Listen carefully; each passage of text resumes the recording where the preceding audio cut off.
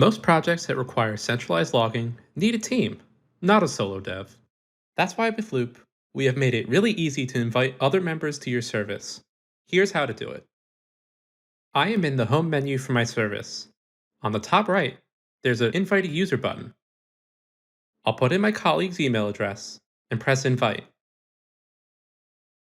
Now let's see what this process looks like for my colleague. They will receive an email from the Loupe Autosender. If they don't know anything about Loupe, they can follow the Find Out More link to onloupe.com, where they can learn about all of Loupe's features and access documentation. But if they just want to dive in, all they need to do is confirm their details.